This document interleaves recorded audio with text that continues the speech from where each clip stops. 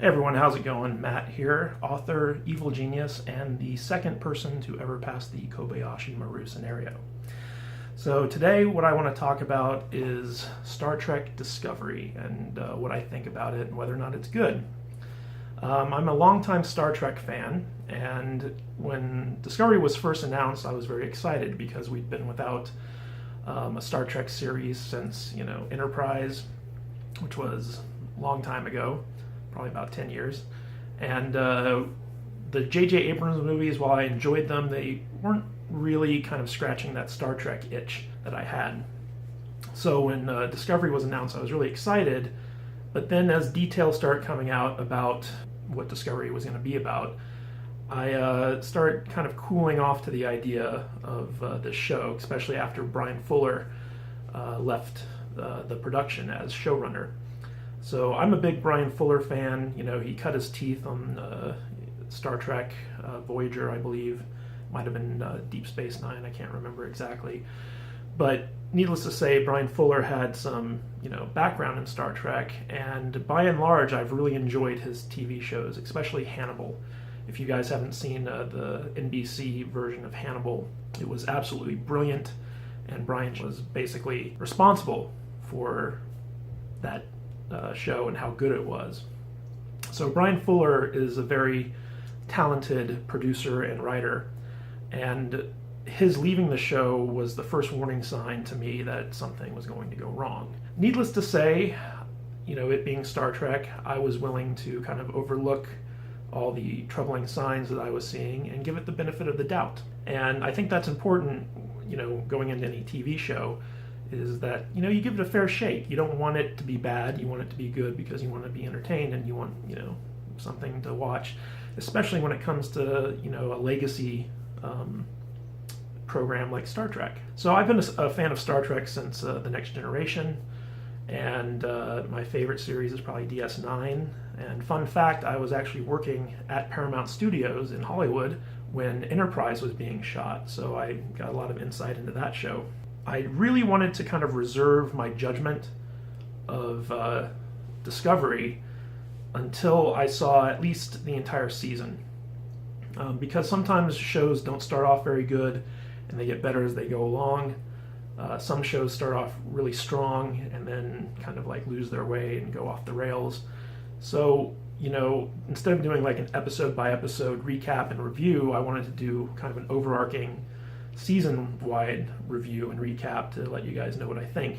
We're about 4 or 5 episodes into Discovery right now, and I think that I've seen enough where I can give my honest impression of the series as a whole, at least as of now. And I'll probably make another one of these videos once the series is over. But I feel pretty strongly that I can honestly talk about this show and its quality right now. So, okay, I'm not going to compare Discovery to any other TV shows out there because, I don't think that's fair. People are trying to, the writers and producers of Discovery are trying to do their own thing, and I think that, to compare it to anything is doing it a disservice. So I'm simply going to be talking about this show as it stands in isolation, okay? But I'm also going to talk about the show as it stands in the long line of Star Trek TV shows. I see 2 or 3 major problems with this series. Now, before I get into those problems, let me just say that I think Star Trek Discovery is a very good science fiction show. If this show didn't have the Star Trek label attached to it, I would say that it's a very entertaining and honestly welcome entry into science fiction television. The problem is that while Star Trek Discovery is a good science fiction show, it is not a good Star Trek show. Now, I'm not the biggest Star Trek fan. I wouldn't even consider myself a Trekker or a Trekkie, whichever one of those you subscribe to. But I am a science fiction fan, and I have seen a lot of Star Trek, and I love Star Trek, okay? I'm not too big on the original series, just simply because when I was growing up, it always looked kind of campy to me, but I'm a big fan of The Next Generation. Star Trek Deep Space Nine was my favorite of the Star Trek series because it was darker in tone, and the stories just got really in depth, and they did a lot more serialized stuff with that show than the previous episodic stuff that Next Generation did. And I just felt like out of all the Star Trek shows, Deep Space Nine had the best writing. I kind of fell out of love with Voyager. I wasn't a big Captain Janeway fan. I didn't feel like a lot of the crew on the Voyager were people that I cared much for. And I also was not a huge fan of Enterprise. I tried to give it a chance.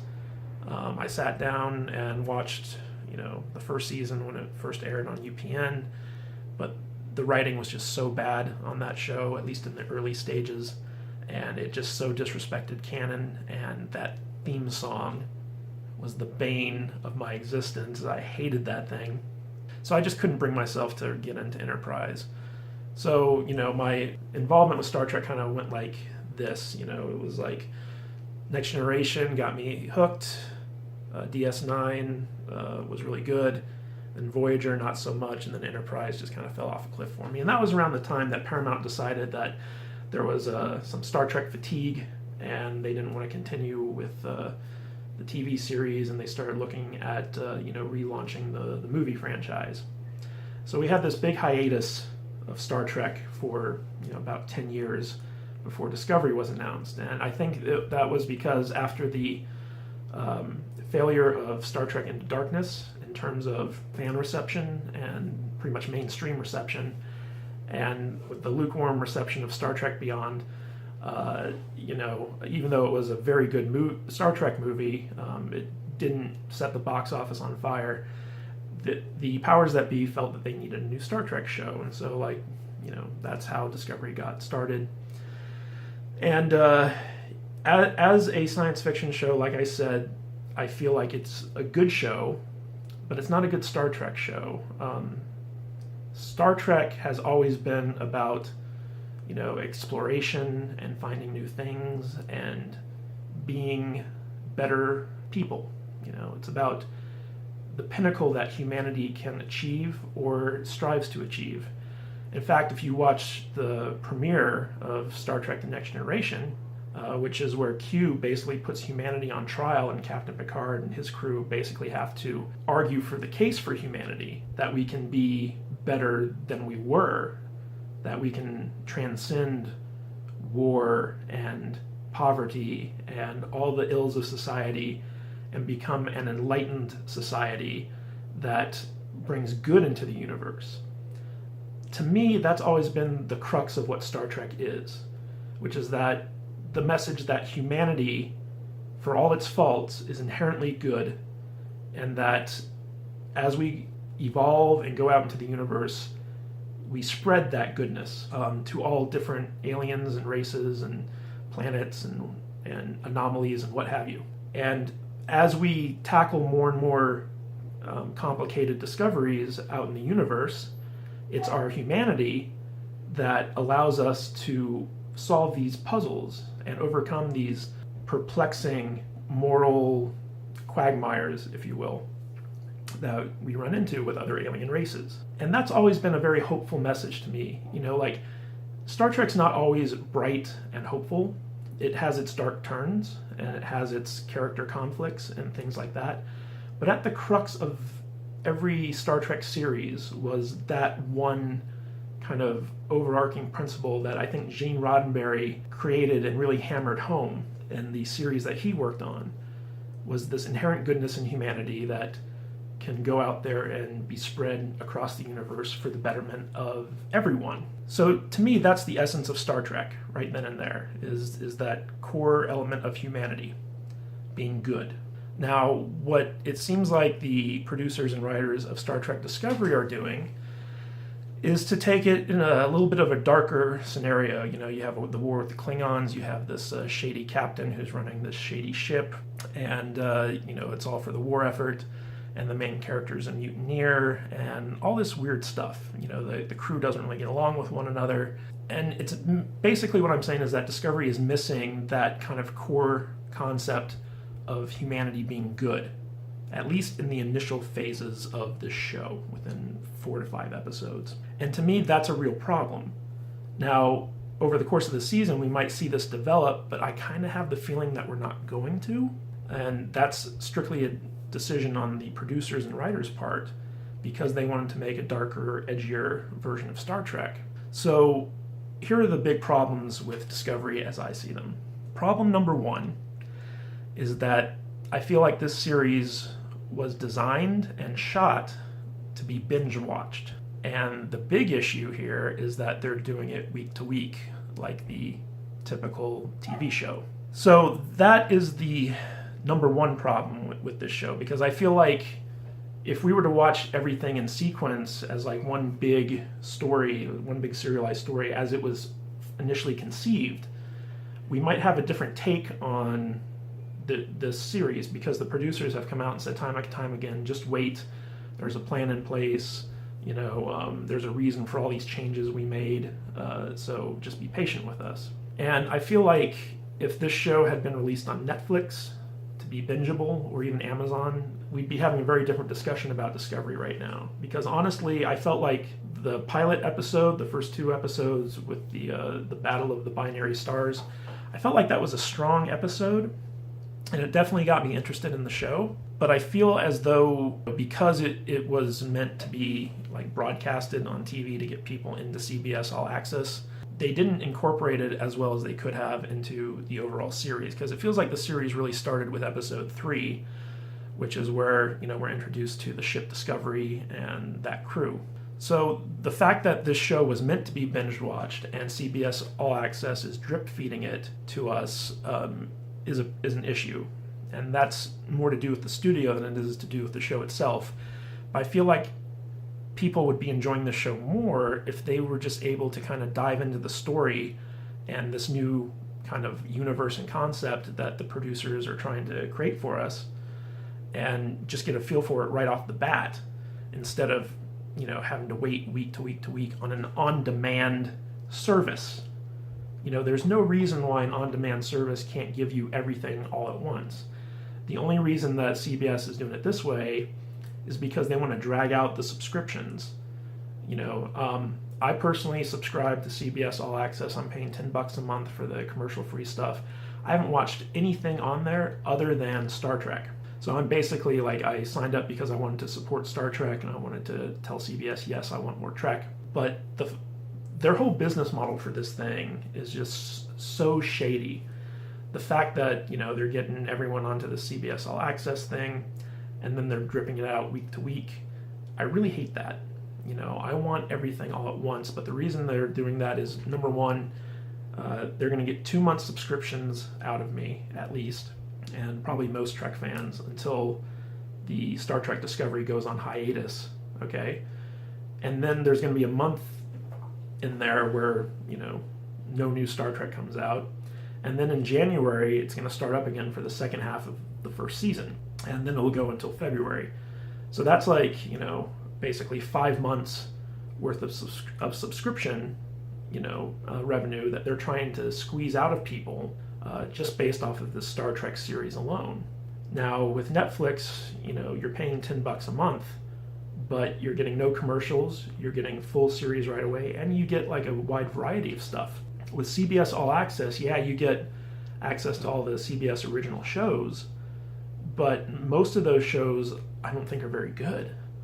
And they don't have enough original programming to really warrant a $10 a month subscription.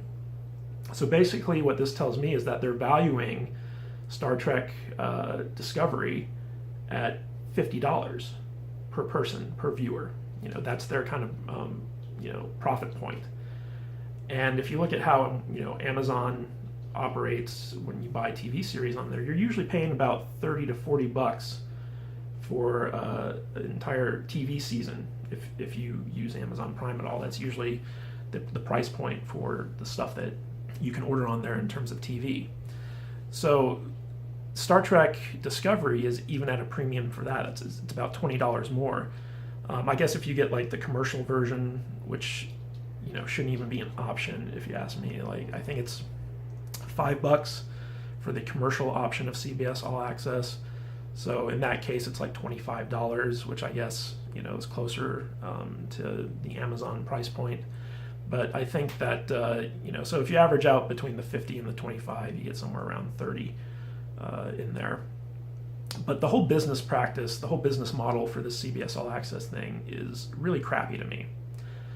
And what's even worse is that the way that Star Trek Discovery is set up, basically they wanted to go in a darker tone, they wanted to make it edgier as a way to appeal to modern audiences so that people who aren't Star Trek fans can watch this thing and get sucked into it because the producers, the network, whatever, they think that's what general audiences want and are accustomed to.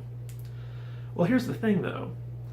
So like if they were doing Star Trek Discovery, if they were broadcasting it on the CBS network so that other people, a general audience could watch it, I could buy into that thinking that, hey, we're making this for the general audience. And so we're going to take risks, we're going to be edgy, this isn't your father's Star Trek.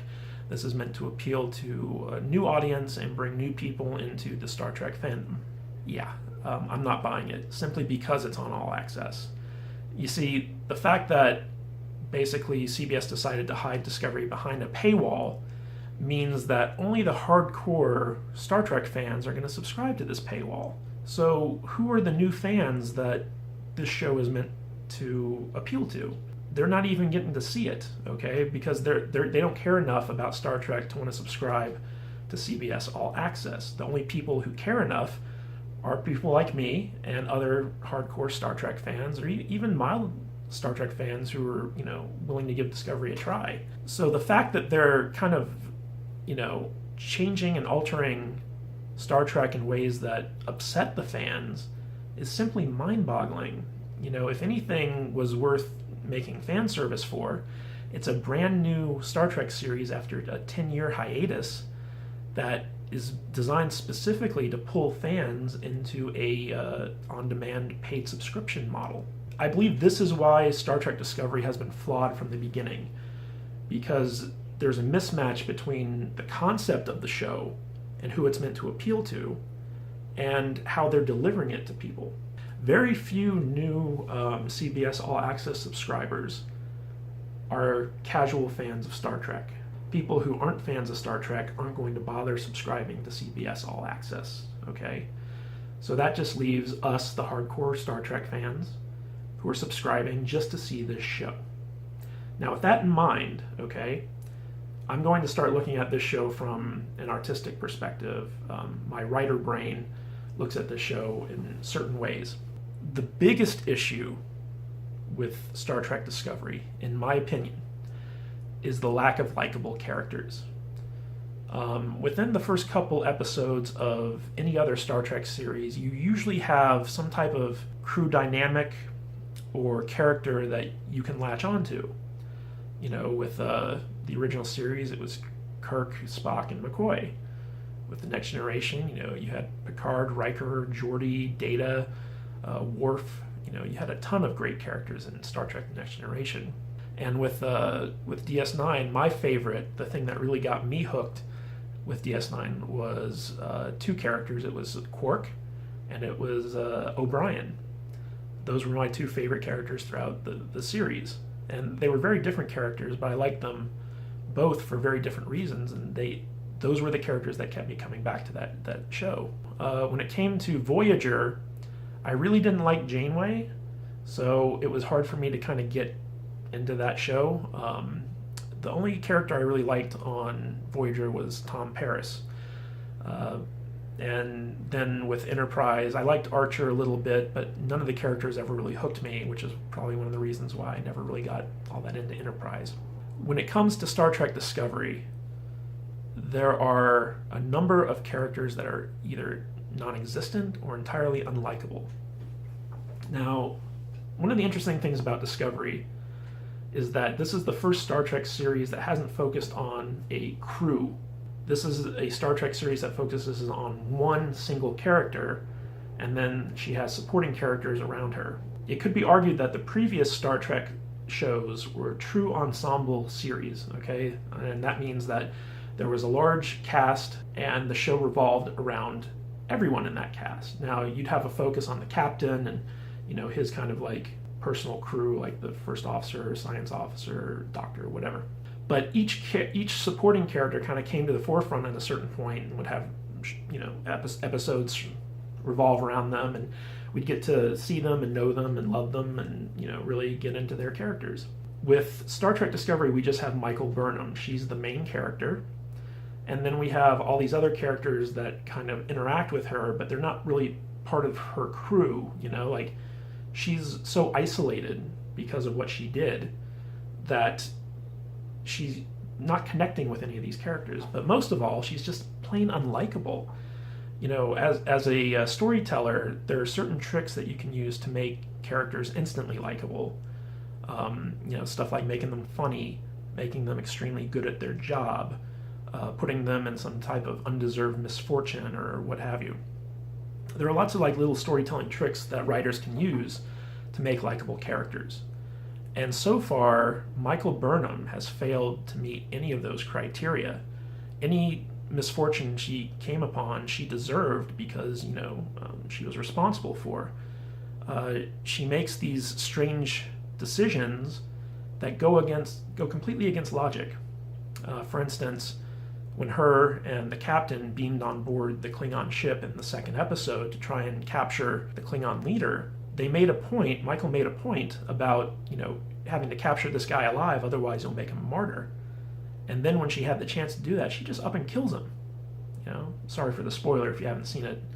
But, I just need to use this as an example because, you're watching that and I understand why she would kill this guy.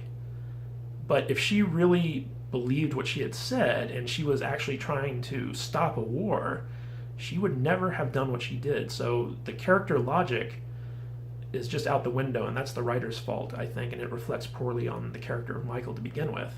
She's also completely humorless. There's nothing funny or charming about her.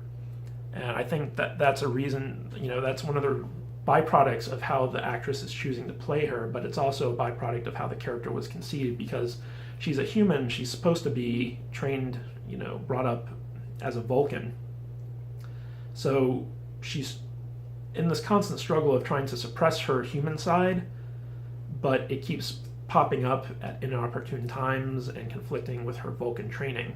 Now, I don't feel like this works for this character, because you had the opposite with Spock, where Spock was a Vulcan who's inherently logical, but he's also part human. So he's constantly struggling with the human side of himself, with these emotions that conflict with his cold, logical side. And you have the reverse with Michael Burnham, which isn't a good thing, because the human side of her apparently is just making her act stupid. And you never want your main character to do stupid stuff or be stupid, because it's going to make the audience disassociate with her. You don't want that. She's also very smug and, kind of talks down to her crew and all this other stuff.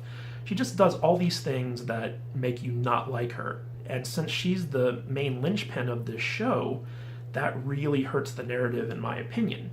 Now, some people out there probably like Michael, that's cool, but I just feel like if you analyze her character from a storytelling point of view, the writers have done so much wrong with her that it's very hard to become invested in her as we continue from episode to episode.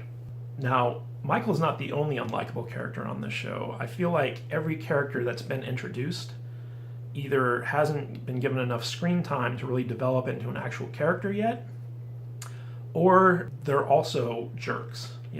Michael Burnham's kind of a jerk, but so's Captain Orca, so's the science officer alien. I'm sorry, I forget his name. And that's also a bad sign, where you can't remember characters' names who play a big role in these shows. You have the one redhead girl who was on the Shinzo. She was one of the helmsmen, and I guess she survived, but now she's got this cyborg implant on her head. I don't even know her name. I don't think she's had 2 lines in the entire series, but she pops up and it's like, oh, there's that girl. You have the annoying roommate. She's kind of endearing, at least she was at first, but the more she's on, the more annoying she becomes. You have the engineering guy who created the spore drive. Again, I can't remember his name. He's kind of a jerk as well. Everyone on the show is jerk. The security officer lady was a complete jerk. I might talk about her in a little bit because that was like a big kind of character faux pas that I feel the writers did a complete disservice to the show too. So yeah, the biggest problem with this show from a storytelling point of view is the lack of interesting, sympathetic, intriguing, and engaging main characters. There is no crew that we're investing in where we have to invest ourselves into Michael Burnham, and she is not a strong character. That, to me, is the biggest problem with Star Trek Discovery. But I'll tell you where this show really lost me. Okay, it was in the latest episode called Choose Your Pain, and this episode had a lot of problems with it. Like overall, if I'm turning my brain off, okay, yeah, it was a decent episode. Captain Orca gets kidnapped by the Klingons, and the Discovery crew has to go and save him, while at the same time the spore drive, which allows them to go deep into Klingon space to track down their captain, is kind of in jeopardy. Okay, so that's a good setup for a Star Trek episode. But the real problem here is that there were a lot of story logic problems in this episode, like how the Klingons knew where Orca was going to be, why he had to take a shuttle from the Discovery to his meeting, wherever it was he was. The fact that I think that the guy who he met while in prison with the Klingons is an obvious Klingon spy. A few more things like the main Klingon woman who was running the interrogation seemed to have some type of sexual relationship with that human prisoner. It was kind of weird. They kind of hinted at that, but they didn't really set it up as to why that would happen. Harry Mudd being in the episode, I don't mind the character. It was just kind of like, it seemed odd that they chose that character instead of making an original character to go in there. So there's I had a lot of story issues with that episode. But the thing that completely killed me, that took me completely out of giving Discovery a fair shake going forward, was dropping the F-bomb. Not just once, but twice, back to back. Now, I'm not a prude. I don't consider myself a prude. I don't care about harsh language. When I see it in other programs, I'm totally fine with it. I use bad words. When I talk to my friends, we all use colorful language. It's not a big deal to me. However, for some reason, when the characters use the F-bomb in the episode Choose Your Pain, it completely took me out of the experience, of watching this show. Because Star Trek has never used the F-bomb before, okay? Now, it's used bad language in the past, like damn it, Jim, and, God damn it, Jim. McCoy would always use God damn it or damn it. And, in Generations, was it Generations? I forget which Next Generation movie it was, but you had Data say, the poop word that starts with S when the Enterprise is crashing. And I felt like that was a good use of, adult language because, number one, it's a lot milder than the F-bomb, but number two, it was used in a situation and in a moment where it fit perfectly, because the whole thing about Data's character is like he's trying to be more human. That's his arc throughout the entire run of Next Generation and the movies, is like he's trying to become more human. And in that moment when the Enterprise is crashing and he's the one helming the ship and he sees what's about to happen, that's the most human reaction you could have, is saying that word, because you're in trouble. I think that's why it worked, and that's why there wasn't a big outcry about it or anything like that. Now, when it comes to Star Trek Discovery, it's a scene where Michael and the engineer and Michael's roommate are sitting around and they're trying to come up with a solution to their problem with the spore drive. And they're talking about this pseudoscience stuff, and the roommate just goes like, "That's effing cool." Just out of the blue. And it felt so forced and unnatural and silly and stupid, because you have this 50-year history of Star Trek that's never had to rely on crude language or anything like that. In fact, I always like to think that where humanity has ascended to a different level, they don't need to use such harsh language as we do in modern times. In fact, they might even have different kind of curse words that they employ. And the fact that this was just so haphazardly thrown into the show and then repeated literally 2 seconds later by a different character saying the exact same line just was terrible. It totally took me out of the episode. And it's one of those things where, like, you can watch growing up, I always felt like Star Trek was a family show. You could watch it with your kids, you could watch it with your parents, and it would bring up issues that you could talk to your family about and explore in a safe way. And you didn't have to worry about, exposing your children to something that you as a parent might feel objectionable. It was kind of safe.